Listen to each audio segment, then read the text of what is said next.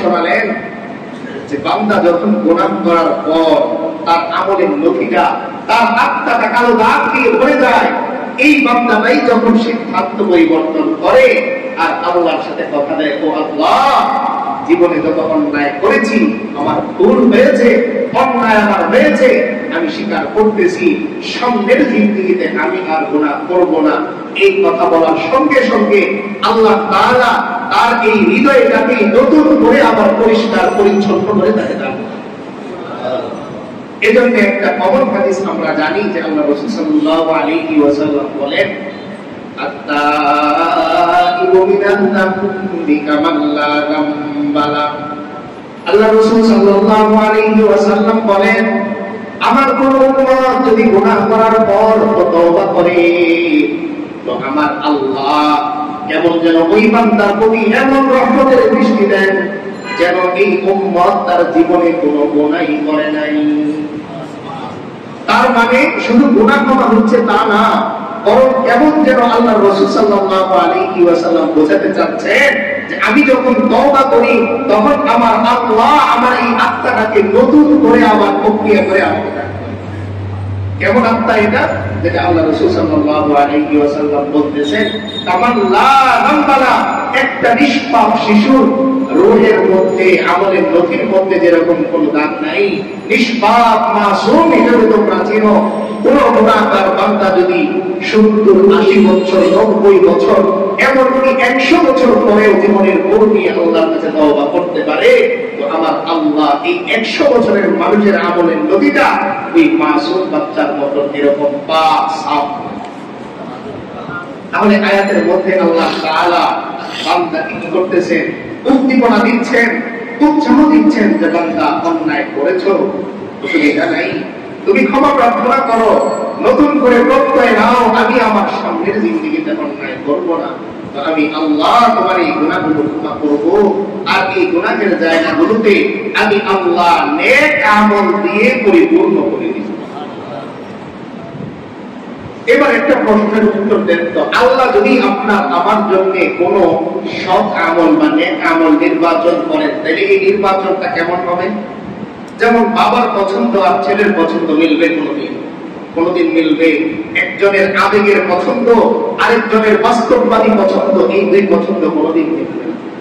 এজন্য একজন ছেলে, তার বয়স 10 বছর, 11 বছর, সে আবেগের বশে হোক কিংবা তার অনুভূতির বশে হোক, সে এমন একটা কালার নির্বাচন করলো কাপড়ের জন্য যেটা বাস্তবতার সাথে যায় না।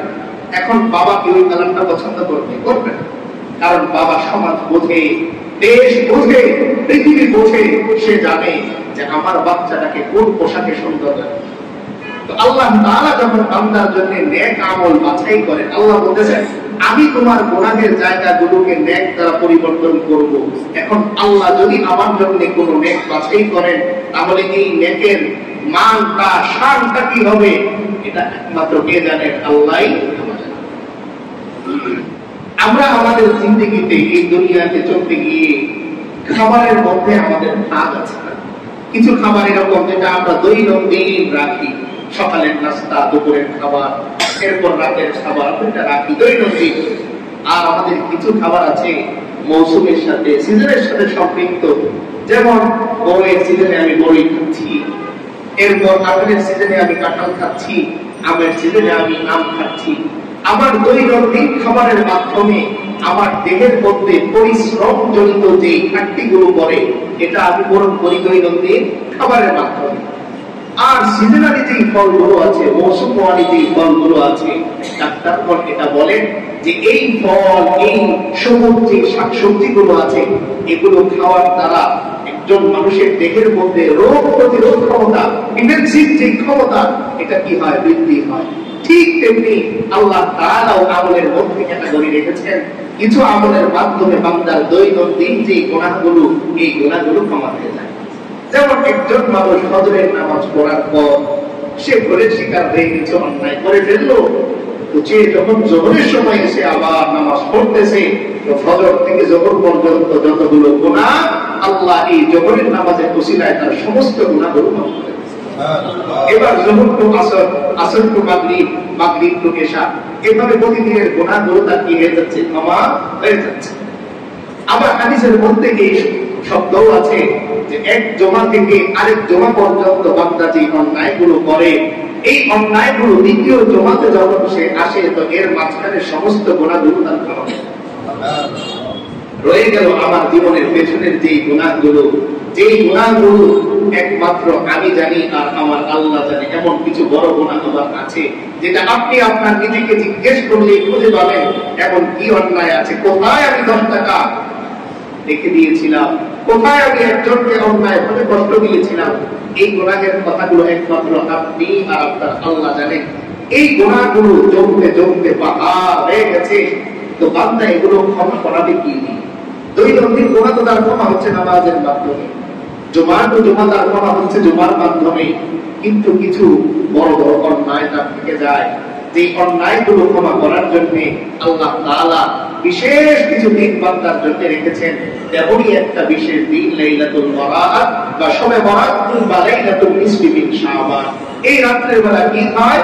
এই রাতের বেলা আল্লাহ রাসূল সাল্লাল্লাহু আলাইহি ওয়াসাল্লাম বলেন, عن معاذ بن جبل رضي الله تعالى عنه قال قال رسول الله صلى الله عليه وسلم يطلع الله تعالى إلى خلقه في ليلة النصف من شعبان فيغفر لجميع خلقه إلا لمشرك أو مشاهد। হযরত মুআয ইবনে জাবাল রাদিয়াল্লাহু তাআলা আনহু সূত্রে বর্ণিত, তিনি বলেন আল্লাহ রাসূল সাল্লাল্লাহু আলাইহি ওয়াসাল্লাম ঘোষণা করেন, আমার আল্লাহ লাইলাতুল নিসফি মিন শাবানে, অর্থাৎ শাবানের অর্থ রজনী কিংবা লাইলাতুল বারাত কিংবা শবে বরাতে আমার আল্লাহ পৃথিবীর সমস্ত মাখলুকের দিকে রহমতের দৃষ্টি দান করে। কে দৃষ্টি দান করেন? রহমতের আল্লাহ দৃষ্টি দান করে। এই হাদিসের শব্দগুলো আমরা একটু খেয়াল করি। ইয়াকুলুল্লাহু তাআলা, আল্লাহ রাসূল সাল্লাল্লাহু আলাইহি ওয়াসাল্লাম বলতেছেন, এই শোনো আমার আল্লাহ এই রাতে কুদরতি ভাবে বান্দার দিকে রহমতের দৃষ্টি দেন। কে? কার দিকে? ইলা খালকিহি। বলেন নাই ইলাল মুসলিমিন, ইলাল মুমিনিন, ইলাল খিতাব, ইলাল ইমাম, ইলাল মুআজ্জিন না, বরং আল্লাহ রাসূল সাল্লাল্লাহু আলাইহি ওয়াসাল্লাম বলতেছেন এই রাতে একজন খতিবের প্রতি যেরকম আল্লাহ রহমতের দৃষ্টি দেন, একজন অটোওয়ালা, রিকশা চালক, একজন সাধারণ চাষা, তার দিকেও আবার আল্লাহ রহমতের দৃষ্টি দেন। শুধু তাই নয়, বরং একজন কাফেরের প্রতিও আমার আল্লাহর দৃষ্টিটা পড়ে ওরে ক্ষমা করার জন্য, ওর প্রতি দয়া করার জন্য। এরপরে কি করেন? এরপরের অংশ বলতেছে আল্লাহ রাসূল সাল্লাল্লাহু আলাইহি ওয়াসাল্লাম, ফায়াগফিরু লিজামিই খালকিহি ইল্লা লিমুশরিকিন আও মুশাহিদ। এরপর আমার আল্লাহ পৃথিবীর সমস্ত মানুষকে ক্ষমা করে দেন, তবে 2 জন ব্যক্তি ছাড়া। কয়জন ব্যক্তি? 2 জন ব্যক্তি ছাড়া। কোন 2 জন? এক নম্বরে ইল্লা লিমুশরিকিন, কোন মুশরিককে যে আল্লাহর সাথে শরীক করে তাকে আল্লাহ তাআলা কি করেন না? ক্ষমা করেন। এখন মুশরিককে পরে আমরা আসতেছি। 2 নম্বরে আও মুশাহিদ, মুশাহিদ তাকে বলে যে হিংসা লালন করে। কি লালন করে? হিংসা লালন করে। সমাজে আমরা যাকে হিংসুক হিসেবে চিনি, আল্লাহ রাসূল সাল্লাল্লাহু আলাইহি ওয়াসাল্লাম বলতেছেন, একজন হচ্ছে ঈমান নাই মুশরিক, আরেকজন ঈমান আছে কিন্তু সে হিংসুক। একজন ঈমান না থাকার কারণে ক্ষমা পাচ্ছে না, আরেকজন ঈমান থাকার পরেও শুধুমাত্র হিংসার এই দোষটা তার মধ্যে থাকার কারণে সেও আল্লাহ ক্ষমা পাচ্ছে। তাহলে এই রাতের ফজিলত আছে না? এই রাতের ফজিলত হযরত মুআয ইবনে জাবাল রাদিয়াল্লাহু তাআলা আনহু থেকে বর্ণিত। আল্লামা ইবনে হিব্বান রাহিমাহুল্লাহ কিতাবুস সাহিহ মধ্যে এটা উল্লেখ করেছেন। 5665 নম্বর হাদিস। শেষে এই 2টা পয়েন্ট, ক্ষমার কথা তো সবার জন্য, ক্ষমা যারা পাবে না তাদের নিয়ে আমরা আলোচনা করব যে আমি এই ক্যাটাগরির মধ্যে পড়ি কিনা। যদি এই ক্যাটাগরিতে আমি পড়ি তো ফিরে আসবো, সময় আছে নাকি? আর যদি না পড়ি তাহলে ক্ষমা আমি পেয়ে যাব। তো প্রথম নাম্বার হচ্ছে ইল্লা লিমুশরিকিন। আল্লাহ রাসূল সাল্লাল্লাহু আলাইহি ওয়াসাল্লাম বলতেছেন যে আল্লাহর সাথে শরীক করে, যে আল্লাহর সাথে শরীক। শিরকের দুইটা প্রকার। একটা প্রকার হচ্ছে শিরকে জেলি, যেটাকে আমরা বাংলায় বড় বলি, বড় আর ছোট ভাগ আছে, লার্জ স্মল, এই যে ভাগটা আমরা করি। একটা হচ্ছে শিরকে জেলি, যেটাকে লার্জ বলা যায় অর্থাৎ বড়, আর আরেকটা হচ্ছে শিরকে খাফি, যেটা স্মল ছোট। বড় শিরক তাকে বলে যেটা আমরা সাধারণভাবে বুঝি, মূর্তি পূজা করা, চন্দ্রের পূজা করা, গাছের পূজা করা, পূজা হিসেবে আমরা যেটা বুঝি। কিন্তু একজন মুসলমান নামধারী সেও শিরকের মধ্যে আছে, কিন্তু সে জানেই না সে শিরকের মধ্যে আছে। যেমন কথার কথা, কেউ যদি কোনো একটা জিনিসকে রোগ প্রতিরোধের মূল পাথেয় হিসাবে গ্রহণ করে, এটাও তার জন্য। যেমন কথার কথা, আপনি জ্বর হওয়ার পরে নাপা ট্যাবলেটটা খাচ্ছেন, খাওয়ার সময় আপনার মাথায় কি ঘুরতেছে এটা আপনি খেয়াল করেন। যদি এরকম হয় যে এই ডাক্তার সাহেব যে প্রেসক্রিপশন লেখেন, ওনার ঔষধ কোনোদিন মিস হয় নাই, খাইলেই ভালো হয়ে যায়, এই ডাক্তারটা যদি আপনি খান, তো এটাও শিরকের হবে, এটাও আল্লাহর সাথে কি হয়? শিরক হয়। কারণ পৃথিবীর কোন ঔষধের ক্ষমতা নাই, একমাত্র ক্ষমতা কার? আল্লাহ। আমি ঔষধ খাবো সুন্নাহ হিসেবে, আমি ঔষধ খাবো কি হিসেবে? সুন্নাহ। ঠিক তেমনি আমি কারো কাছে সন্তান চাইলাম, আমি জায়গার নাম বললাম যে আপনি আমাদের দোয়া করে দেন একটা সন্তানের, এই যে কথাটা বললাম, কথাটা ভালো, দোয়া তো চেয়েছেন, প্ল্যান কি? আপনি আগে জেনে এসেছেন উনি দোয়া করলেই সন্তান হয়, এই টার্গেট নিয়ে যদি আপনি দোয়া চান যে আপনি দোয়া করেন আমার যেন সন্তান হয়, এটাও শিরক। বরং আপনি দোয়া চাইতেই পারেন এই ওসিলায় যে ওনার দোয়া যদি কবুল করেন, তাহলে আমার আল্লাহ হয়তো মেহেরবানি করে সন্তান আমাকে দিতে পারেন। মূল ক্ষমতা কার মনে করতে হবে? একমাত্র আল্লাহ। এই শিরক যদি আমার মধ্যে থাকে আর আমি তওবা না করি, তাহলে নাউযুবিল্লাহ আমি ওই ক্যাটাগরির মধ্যে পড়ে যাব। আল্লাহ তাআলা কোরআন কারীমের মধ্যে শিরকের ব্যাপারে বলেন, ইন্নাল্লাহা লা ইয়াগফিরু আন ইউশরাকা বিহি ওয়া ইয়াগফিরু মা দুনা যালিকা লিমান ইয়াশা। আমার আল্লাহ বলেন, আমি ওই সমস্ত বান্দাদেরকে ক্ষমা করি না। ইন্নাল্লাহা লা ইয়াগফিরু, নিশ্চয়ই আল্লাহ ক্ষমা করেন না, আইয়ুশরাকা বিহি, তার সাথে শরীক করাকে, ওয়া ইয়াগফিরু মা দুনা যালিকা লিমান ইয়াশা, আর এছাড়া যাকে ইচ্ছা আমার আল্লাহ ক্ষমা করে দেন। তাহলে শিরকের গুনাহ আল্লাহ কি করেন না? ক্ষমা করেন না। কোরআনেই আল্লাহ স্পষ্ট বলেছেন, হাদিসের মধ্যে আল্লাহ রাসূল সাল্লাল্লাহু আলাইহি ওয়াসাল্লাম এই শব্দটা আবার উল্লেখ করেছেন যে মুশরিক হলে লাইলাতুল বারাআত আসলেও, লাইলাতুল কদর আসলেও, রমজান আসলেও পৃথিবীর সবাই ক্ষমা পেল, মুশরিক সে কিভাবে না আল্লাহ ক্ষমা? শিরকের এই অন্যায়টা এত মারাত্মক কেন? আপনি আপনার নিজের জীবনের সাথে একটু মিলিয়ে, উদাহরণস্বরূপ বোঝানোর জন্য, আপনি মনে করেন যখন বিবাহ শাদী করলেন, আপনার পরিবারের উপর আপনার 100% হক আছে, তার সমস্ত অধিকার আপনার, আবার আপনার সমস্ত অধিকার। এখন মনে করেন রান্নায় একদিন কোনো কারণে ঝাল একটু বেশি হয়েছে, ক্ষমাযোগ্য নাকি ক্ষমাযোগ্য না? এই অন্যায়টা ক্ষমাযোগ্য। সে বললো যে ভুলবশত হয়ে গেছে, একদিন তেল বেশি হয়েছে, ক্ষমাযোগ্য, ভুলে পড়েছে। কিন্তু আল্লাহ না করুক, শুধু বোঝানোর জন্য বলতেছি, যদি কখনো এরকম হয় যে আপনি অফিসে কিংবা ঘরের বাহিরে আর আপনার অনুপস্থিতিতে সেই কোনো বড় পুরুষের সাথে কথা বলতেছে, খুব খেয়াল করবে, শুনতে পারেন, আপনি অনুপস্থিত আর আপনার অনুপস্থিতিতে সে কোনো বড় পুরুষের সাথে কথা বলতেছে বসে, এবার বলেন এটা কি আপনি ক্ষমা করবেন? যদি আপনি সচেতন স্বামী হন, ওই দৃষ্টিকোণ থেকে উত্তর দিবেন, আপনি ক্ষমা করবেন? ক্ষমা করবেন? কেউ বলে না। ক্ষমা করে দিবেন না? ক্ষমা করবেন না। এটা কি শিরক? বলে আল্লাহ বলেন, বান্দা তুমি এক ওয়াক্ত নামাজ পড়ে ছেড়ে দিয়েছো, আমি আল্লাহ ক্ষমা করব, কিন্তু তুমি যদি আমার অনুপস্থিতিতে আমাকে অনুপস্থিত মনে করে অন্য কাউকে আমার ক্ষমতার জায়গায় বসিয়ে দাও, তুমি যেরকম তোমার পরিবারকে সামান্য পরিমাণ একটু খাবার দাবারের জিম্মাদারি ক্ষমা করো না, আমি আল্লাহ এত বড় আসমান জমিনে সব কিছু করার পরে শিরক করলে আমি তোমার কিভাবে ক্ষমা করবো? কি উত্তর? তাহলে শিরকের গুনাহ আল্লাহ কি করেন না? ক্ষমা করেন। দুই নম্বরে আও মুশারিক, আল্লাহ রাসূল সাল্লাল্লাহু আলাইহি ওয়াসাল্লাম বলেন, দ্বিতীয় ব্যক্তি যার ঈমান আছে, দ্বিতীয় ব্যক্তি তার কি আছে? ঈমান আছে দাবি অনুযায়ী, কিন্তু সমস্যা কোথায়? তার মনের মধ্যে হিংসা। তার মনের মধ্যে কি? হিংসা। হাসাদ যেটাকে বলে। এক হাদিসের মধ্যে তো আল্লাহ রাসূল সাল্লাল্লাহু আলাইহি ওয়াসাল্লাম ধমকি দিয়ে বলেছেন যে ওই ব্যক্তি জান্নাতে প্রবেশ করবেই না যার মনের মধ্যে হিংসা থাকবে। যার মনের মধ্যে হিংসা থাকবে তাকে আল্লাহ কি করবেন না, জান্নাতে প্রবেশ। কেন?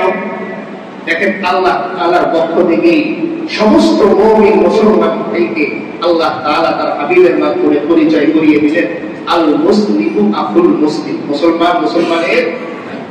এখন আমার ছেলে আর আমার পাশের বাড়ির ওনার ছেলে একসাথে পরীক্ষা দিল, ও টিকলো, আমার তো টিকলো না, ওর বেতন হলো ভালো আর ওর চাকরি নাই, তাই আবার মনে মনে হিংসা, ও টিকলো তুই টিকলি না কেন? এই যে আপনার তার ছেলের প্রতি হিংসা। দেখেন, একটাকে বলে আরবিতে রিদ্দা, আরেকটা বলে হাসাদ। এই দুটো একটু ব্যাখ্যা করে দিই। রিদ্দা কি?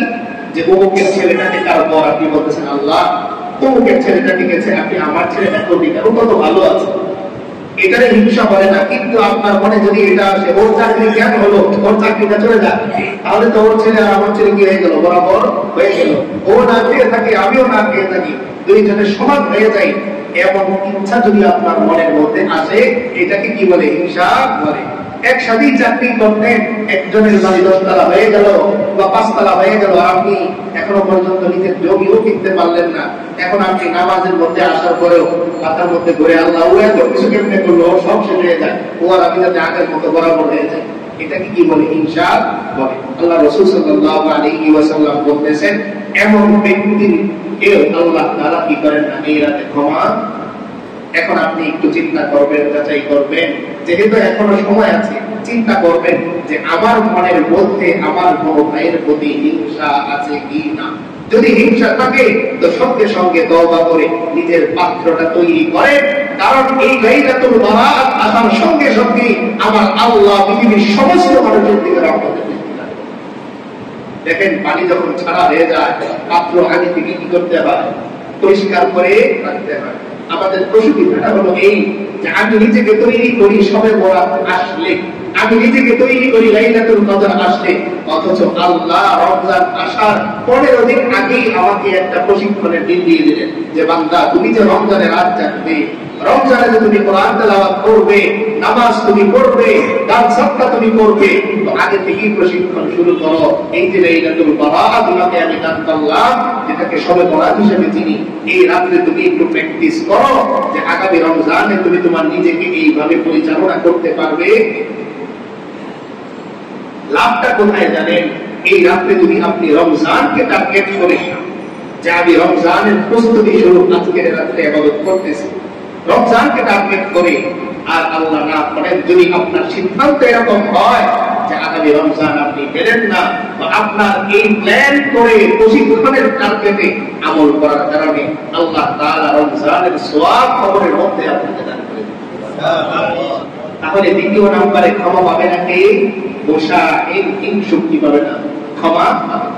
অন্য এক হাদিসের মধ্যে আল্লাহ রাসূল সাল্লাল্লাহু আলাইহি ওয়াসাল্লাম আরো একজন ব্যক্তির কথা বলেছেন, যেও আল্লাহর ক্ষমা থেকে বঞ্চিত থাকবে, সে হচ্ছে ওয়াকুল ওয়ালিদাই, যে সমস্ত সন্তানেরা পিতা মাতার প্রতি সদাচার না করে, বরং তাদের প্রতি অবাধ্যতার আচরণ তারা করে, তাদেরকে কষ্ট দেয়, তাদেরকে অসন্তুষ্ট করে, এই সমস্ত সন্তানেরাও আল্লাহর পক্ষ থেকে ক্ষমা পাবে।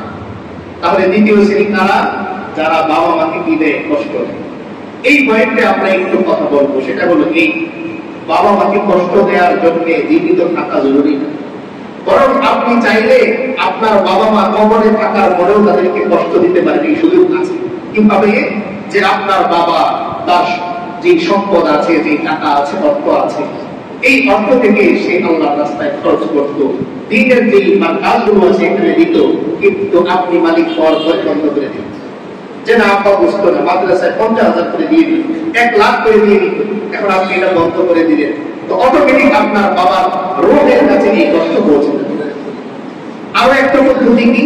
যে আপনার বাবা যখন ছিল ওই ঈদের আগের রাত্রে, কদরের রাত্রে, লাইলাতুল বারাতে, রমজানের রাত্রগুলোতে সে দোকান বন্ধ রেখে শেষ সময়টা ইবাদতে কাটাতো। তো আপনি এসে চিন্তা করলেন আমার বাবা কি আর দুনিয়া বুঝতো, তাই দোকান বন্ধ রাখতো। আপনি আসার পরে এখন কদরের রাত, পুরো রাত দোকান খোলা, সবে বরাতে কোনো রাত আপনার দোকান খোলা, রমজানের শেষ 10 মতো ব্যবসা ফুল বুঝি আপনি এই কাজগুলো বন্ধ করে দিলেন, অটোমেটিক আপনার বাবা মায়ের কবরের মধ্যে এই কষ্টটা চলে যাবে। এটাও আমার, কারণ আপনার বাবা পরিশ্রম করে এই দোকান বন্ধ করে আপনাকে নিয়ে যে মসজিদে আসতো, তার উদ্দেশ্যটা কি ছিল? সেটা হচ্ছে উদ্দেশ্য ছিল এই যে একদিন আমি থাকবো না, কিন্তু আমার গায়ে নামাজে আমার ছেলে মসজিদে গিয়ে সিজদা দিবে। একদিন আমি থাকবো না, কিন্তু আমার ছেলে আমার নাম করে করে যে দানগুলো আমি করতাম, এই দানগুলো সে কন্টিনিউ করবে।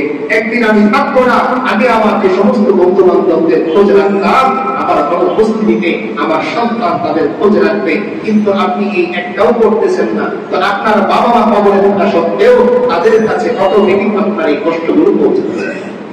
এই জন্য জীবিত বাবা মাকে কষ্ট দেয়া আর মৃত বাবা মাকে কষ্ট দেয়া, এই দুইজনই এই হাদিসের অন্তর্ভুক্ত হবেন, অর্থাৎ তারাও আল্লাহর পক্ষ থেকে ক্ষমা পাবেন। সুতরাং আমরা যারা সন্তান আছি, সবার পরিচয় একটা জায়গায় গিয়ে সন্তান। আপনি দাদা, কিন্তু আপনার আরেকটা পরিচয় আপনি অঙ্কের, আপনি বাবা, কিন্তু আপনার আরেকটা পরিচয় আপনি আরেকজনের সন্তান, আপনি ধরা একজনের কাছে। এই জন্য যুবক ভাইয়েরা যারা আমরা আছি, যাদের বাবা মা এখনো বেঁচে আছেন কিংবা বেঁচে নাই, আমার দ্বারা যেন আমার বাবা মা কখনো কষ্ট না পায়। যে হাদিস আমরা বারবার শুনি, রিদাল রব্বি ফি রিদাল ওয়ালিদি, আল্লাহ রাসূল সাল্লাল্লাহু আলাইহি ওয়াসাল্লাম বলতেছেন, তুমি দুনিয়ার এই প্রান্তে ও প্রান্তে জান্নাত খুঁজে বেড়াও, আল্লাহর সন্তুষ্টি খুঁজে বেড়াও, তোমার ঘরের মধ্যে তোমার পিতা মা, তার মধ্যেই তোমার রবের সন্তুষ্টি উপার্জনের পথে রয়েছে। এই জন্য সাবধান, আমি যেন আমার বাবাকে কষ্ট না দিই। এখন লাইলাতুল বারাতে সারা রাত আমি ইবাদত করলাম, কিন্তু আমার বাবা বিকেলে বললো, বাবা আমার ঔষধ তো শেষ, এক কথা ঔষধ দিয়ে দেও। আর আমি উত্তর দিলাম, আর কত টানবো আপনাদের, ছোটবেলা থেকেই তো কাটতেছি, আর কত টানবো? তো সারা রাত আপনি ইবাদত করলেও যখন ফজরের আগে আপনি মসজিদ থেকে বের হচ্ছেন, লিস্টে পরীক্ষা করে দেখবেন ক্ষমাপ্রাপ্ত বান্দাদের তালিকার মধ্যে আপনার নাম নেই। কিন্তু যদি আপনি আপনার বাবাকে সন্তুষ্ট রাখতে পারেন, মাকে সন্তুষ্ট রাখতে পারেন, ধরেন সারা রাত আপনার বাবা হসপিটালে, মা হসপিটালে, তার মাথার পাশে আপনি বসা ছিলেন, নামাজ পড়তে পারেননি, ফরজ নামাজ, এশার নামাজ ফরজ পড়ছেন, কিন্তু রাত্রে আপনি নফল নামাজ পড়তে পারেননি, বসে বসে সুবহানাল্লাহ, আলহামদুলিল্লাহ, আল্লাহু আকবার পড়লেন। ফজরের আগে যেই বান্দাগুলোকে আল্লাহ তাআলা ক্ষমা ঘোষণা করবেন, তাদের মধ্যে আপনার নামটা উপরের সারিতে। এজন্য এই 3 শ্রেণী, 1 নম্বরে মুশরিক, 2 নম্বরে হিংসুক, 3 নম্বরে পিতা মাতার অবাধ্য সন্তান। আমি আমার বন্ধু বান্ধবের পাল্লায় পড়ে তাদের সংসদে যেন আমার বাবা মা অবাধ্য না হয়ে যায়, ওই দিকগুলোর কথা যেন আমি বলে না যাই। এজন্য আল্লাহ তাআলা কোরআনে কারীমের মধ্যে আয়াত নাযিল করেছেন যে, ও আমার বান্দা, পড়ো, রব্বির হামহুমা কামা রাব্বায়ানি সগীরা। বান্দা তুমি বলো, আল্লাহ, ছোটবেলায় আমার বাবা যেইভাবে কষ্ট করে, যেইভাবে আমার মা কষ্ট করে আমাকে লালন পালন করেছে, ওইভাবে আমার বাবা আমার প্রতি আপনি যত্ন নিয়েছেন। আল্লাহ শিখাচ্ছেন দোয়া। তার মানে কেমন ইম্পর্টেন্ট ব্যক্তি?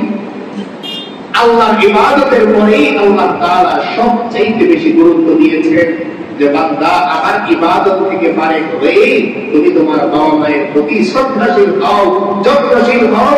কোনদিন তাদের সামনে ওয়ালা তাকুল্লাহুমা উফ, কোনদিন উফ শব্দ বলো না, ওয়ালা তানহারহুমা, ধমক তুমি দিও না। ছোটবেলায় তোমার তারা ধমক দেয় নাই, বারবার তুমি জিজ্ঞেস করেছো, বাবা এটা কি? বাবা বলেছেন এটা লাই। আমারও জিজ্ঞেস করেছো কি এটা? বাবা বলেছেন লাই। দ্বিতীয়বার আবার জিজ্ঞেস করেছো তুমি কি এটা? বাবা চুমুকে বলেছেন, ও বাবা এটা লাই। আবারও জিজ্ঞেস করেছো, বাবা কি?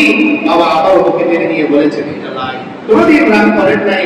আর এখন যখন তুমি কোনো কথা বলো আর দ্বিতীয়বার বাবা জিজ্ঞেস করেন, আমি তো শুনতে পাইনি, তখন তোমার উত্তরটা যেন ধমকির সুরে না হয়ে যায়। কেন? আল্লাহ বলতেছেন, একদিকে যেরকম তুমি আমার আদালতে ধরা খাবে, দ্বিতীয়ত কিছুদিন পরেই তুমি বাবা হচ্ছ বলে দেও, কিছুদিন পরে তুমিও তারা হচ্ছ বলে দেও।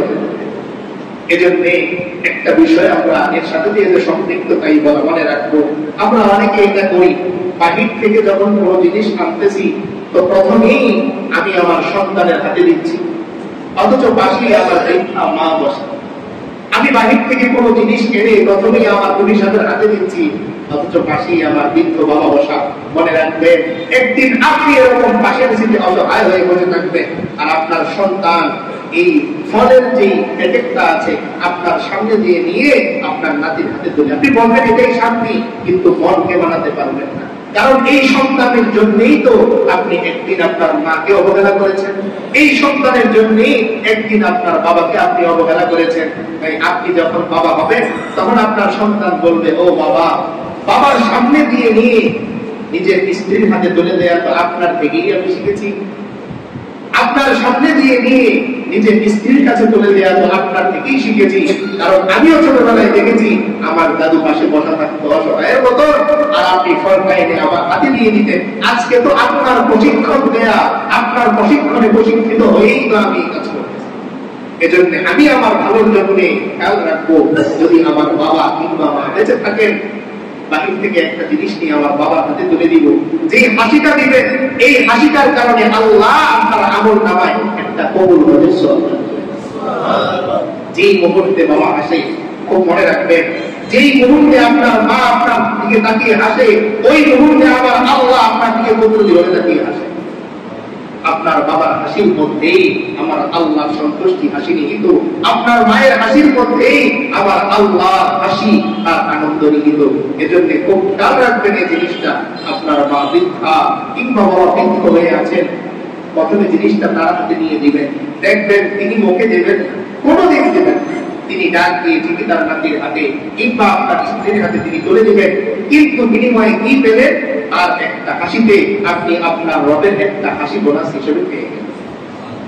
এই জন্যে আমাদের এখনো পর্যন্ত তাদের বাবা মায়ের সাথে সম্পর্ক একটু দূরে। অনেকে বলে বাবার সাথে সম্পর্ক ভালো, তার মানে আপনার আল্লাহর সাথেও আপনার সম্পর্ক ভালো। আপনার মায়ের সাথে সম্পর্ক ভালো না, তো আপনি বুঝবেন আপনার আল্লাহর সাথেও আপনার সম্পর্ক ভালো না। কারণ হাদিসের পরের অংশেই আছে, ওয়াসাফাতুর রাব্বিকি সাফাতিল ওয়ালিদি, পিতামাতার অসন্তুষ্টি মানে আমার রবের অসন্তুষ্টি, তার মানে আমার বাবার সাথে দূরত্ব, তার মানে আমি আমার আল্লাহ থেকে দূরে আছি। আমার মায়ের সাথে দূরত্ব, তার মানে আমি আমার রবের থেকে এখনো গিয়ে আছি, দূরত্বেই আছি। এই জন্য এই গ্যাপটা আমরা পূরণ করে ফেলব, একটু বাবা মাকে খুশি করে ফেলব। দেখেন, সন্তান বড় হওয়ার পরে বাবা মার চাহিদা টাকা থাকে। আপনি দেখেন টাকা, তিনি টাকা দেখেন না। তিনি চান আমার সন্তানটা কেবল আমাকে একটু যত্ন নিক, ও আমার দিকে একটু তাকিয়ে থাকুক, আমার হাতটা ধরে একটু বলুক, বাবা এই হাত দিয়ে বহু কষ্ট করে আপনি আমার জন্য উপার্জন করেছেন, এই পা দিয়ে বহু কষ্ট করে আপনি আমার জন্য উপার্জন করেছেন।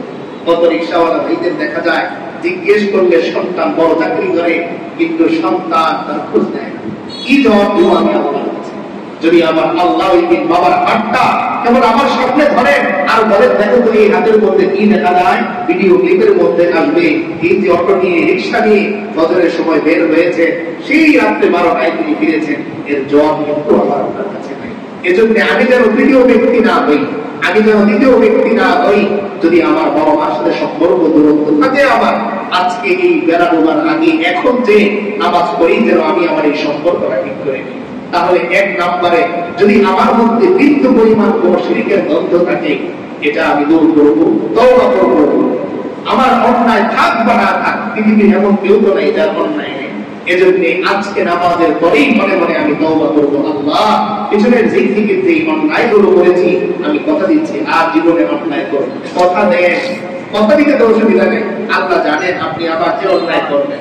এজন্য আল্লাহ রাসূল সাল্লাল্লাহু আলাইহি ওয়াসাল্লাম এক হাদিসের মধ্যে বলেন যে লাউলা তুসলিমু লাবাদাল্লাহু বিকুম ওয়া লাজাআ বিকাউমিন ইউসলিমুনা সুম্মা ইয়াতুবুন ওয়া ইস্তাগফিরুনাহু।